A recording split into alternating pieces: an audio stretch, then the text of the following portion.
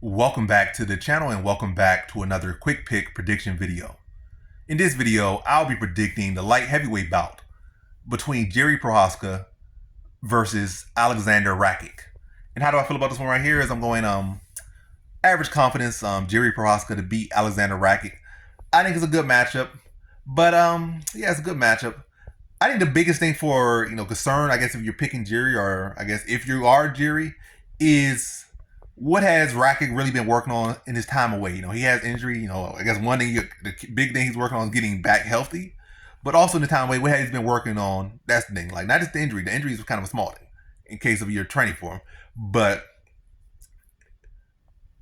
as far as if you're training for him, the issue is what has he been working on? Has he been working on his combinations in his boxing? He's been working on his counters. The counters will be the most important thing. His counter, probably a good counter hook would be a good thing. That'd probably be perfect. Good counter hook would be perfect for him to train for Jiri if he's been working on that. Has been working on his jab. He's been working on his boxing fundamentals. It seems like he has, but from what I'm training, look, again, I can't speak English, but again, it's like 12:30 right now. This is the only time I could find to make a video, so bear with me. I'm doing this, trying to fit in the time to do this stuff. All types of interruptions coming, but yeah, the fatigue is showing. But the fatigue is winning. But yeah. But yeah, I ain't gonna focus on too much retraining. I feel like what I've seen in, I guess, a little mid hitting, it looks impressive enough. But with his mid hitting, and also in the mid hitting, I'm not saying what I want to see him. It's not like I've seen him doing counter drills or anything like that, or working off your back foot. I ain't really seen that to see basic mid hitting. Like, you look clean enough on that, but it wasn't nothing super advanced to say, oh my gosh, he looks so much this. He looked big. He's always big.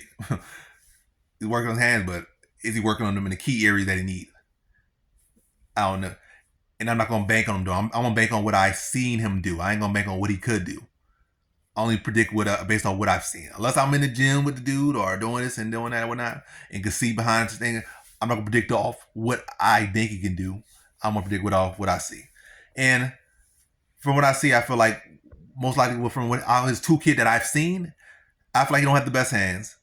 He has pretty decent combinations, but I feel like what he would need is probably good counters, which I have not seen from him. He has not shown to be no great counter punch. He has not shown to have great hands. He's a big guy. He has big powerful kicks. I think he could try to attack the legs. And I also think like he has very underrated wrestling. I don't think he has very good submission offense. So most likely probably look to attack the legs of Prochazka. Maybe some calf kicks will be effective. And then look to wrestle. And I think Prochazka has good ability to scramble, good ability to get back to his feet, and also without the real respectable threat of a submission attempt from Rakic, I think he'll be able to get back to his feet even faster than to say against a guy like Glover, who he has to really respect the grappling of Glover. And Glover has much better boxing than what Rakic has shown. So yeah, I think he'll be able to address the leg kicks of Rakic, and I definitely think he'll be able to address the wrestling. He has a lot of people have been trying to wrestle him, so I think he'll be able to scramble, get back to his feet, maybe even attack some submission of his own. And I think he'll be the one forward pressuring, drawing combinations. And I think he's tougher, and I think he's built more for the scraps. I feel like Rakic, when we look at a lot of recent performances that weren't losses, the output wasn't really there, the urgency wasn't really there, the killer instinct wasn't really there, and he hasn't really had that fight, that real dog fight against a high-level competitor. And Prochazka, that's all he is dog fights, high intensity, pace, and really like 99% offense. So he's going to be coming forward, he's going to be unleashing, and I just don't feel like Rakic has the counter ability. I feel like he has the wrestling. He does have good kicks, but I feel like the kicks not going to be enough because Prochazka's going to be on. But it's not like, and also he's not as crafty or as skilled at the leg kicks like Pereira was. And even still, he was still on top of Pereira. But it's the fact that Pereira had that big hook.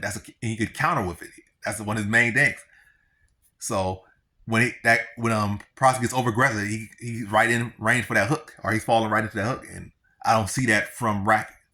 So I just feel like it'd be a competitive fight, good scrap, but I feel like Prochazka's aggression and volume and unorthodox technique, especially his pressure and volume and all that stuff, will start to wilt on Rakic. I think Rakic gonna have success with the kicks. He's gonna have success with the takedown, but Prochazka's gonna defend. He's gonna keep coming. None of that stuff gonna stop him. He's gonna keep coming. And I don't feel like Rakic has the best chin. Neither of these guys have the best chin, but I think once Prochazka starts to put the volume on him and the pace on him, and he's still in his face and not giving him that fight where he can just stay out at range and just spam kicks all the time, and you got a guy that's constantly coming at you, tagging you, and break you down, I think he's going to wilt to that pressure of Prochazka, and I think Prochazka puts him away. I'm going to say third round TKO for Jiri Prochazka. So in this one, I got Jiri Prochazka via third round TKO.